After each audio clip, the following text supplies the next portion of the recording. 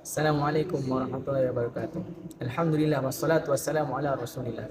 Puji dan syukur senantiasa menjadi milik Allah Subhanahu wa taala yang telah melimpahkan karunia dan rahmatnya sehingga kami bisa menyelesaikan makalah ini guna memenuhi tugas kelompok pada mata kuliah pengantar manajemen dengan judul Manajemen Sumber Daya Manusia. Salawat serta salam semoga tetap tercurah limpahkan kepada baginda Nabi Muhammad SAW yang karena pengorbanan dan perjuangan beliau kita bisa merasakan indahnya Islam dan nikmatnya iman sampai saat ini. Penulisan makalah ini merupakan tugas dari dosen yang diharapkan bisa menambah wawasan dan pengetahuan serta dapat mengimplementasikannya dalam organisasi dan kemasyarakatan. Ucapan terima kasih kami haturkan kepada Ustadz Faiz Khododo Toha MM selaku dosen pengampu dan pengajar pada mata kuliah pengantar manajemen yang senantiasa memberikan bimbingan dan arahan kepada para penyusun sehingga makalah ini bisa diselesaikan. Baik, kita akan masuk ke pembahasan kepada materi pertama. Waktu yang tepat kami bersilakan. Baiklah, saya akan memulai pembahasan pertama, ialah peran manajemen sumber daya manusia. Peran manajemen sumber daya manusia ialah membuat rekomendasi tentang cara bagaimana mengelola karyawan secara strategis sebagai sumber daya perusahaan. Adapun beberapa yang dapat saya ambil dari peran manajemen sumber daya manusia. Yang pertama ialah berkolaborasi. Di semua tingkat organisasi, manajer dan sumber daya manusia bekerja sama untuk mengembangkan keterampilan karyawan. Dan yang kedua ialah membangun komitmen. Sumber daya manusia juga menyarankan strategis untuk meningkatkan loyalitas karyawan terhadap organisasi. Dan yang ketiga ialah membangun kemampuan. Tim sumber daya manusia membantu mengembangkan keunggulan kompetitif, termasuk membangun kemampuan perusahaan untuk menawarkan produk dan layanan unik kepada pelanggan. Dan yang keempat ialah penyelesaian masalah. Manajemen sumber daya manusia terbatas tidak hanya untuk mengubah persyaratan kepemimpinan, tetapi juga untuk mengatasi pasar yang terus berubah. Mungkin hanya itu yang dapat saya sampaikan dan akan dilanjutkan dengan pembahasan kedua.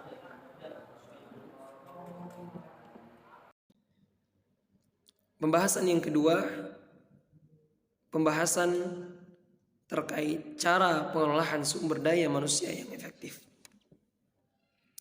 Dapat kita simpulkan dari penelitian para ahli, para ilmuwan, setidaknya tipe manusia terbagi menjadi 4 tipe. Yang pertama disebut dengan tipe konstruktif. Tipe ini adalah tipe manusia yang sigap dan bertanggung jawab ketika diberi tugas, serta mempunyai kreativitas yang tinggi dan dapat menginterpretasikan keinginan atasannya. Maka untuk mengolahnya agar lebih efektif, cukup tentukan target yang hendak dicapai dan serahkan teknis pekerjaannya kepadanya.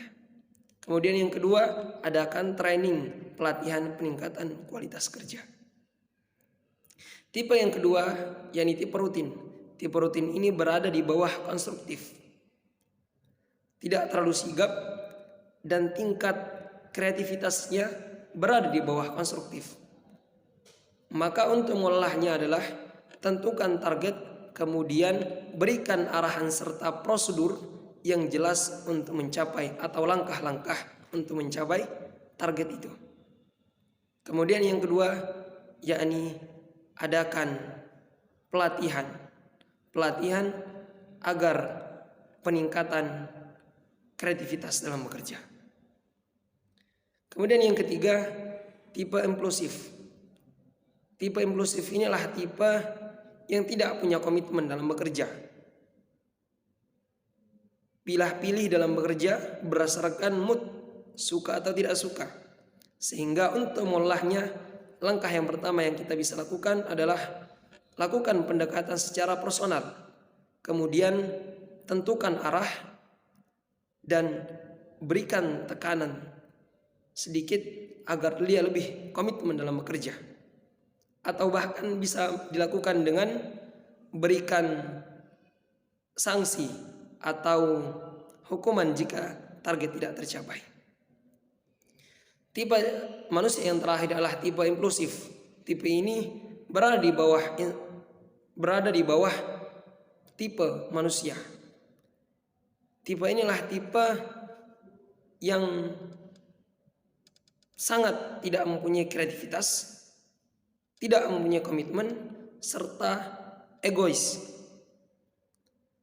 Maka langkah yang pertama yang bisa kita lakukan,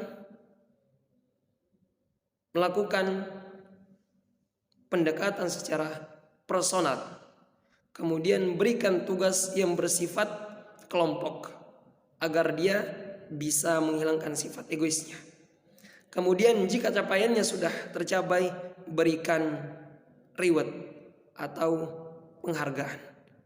Maka dengan langkah-langkah ini semoga bisa meningkatkan kualitas SDM, sumber daya manusia. Demikian yang dapat kami sampaikan. Tantangan manajemen sumber daya manusia dalam mengelola masjid. Dalam lingkungan organisasi, mengelola masjid merupakan sistem yang dipengaruhi oleh lingkungan tempat mereka berada.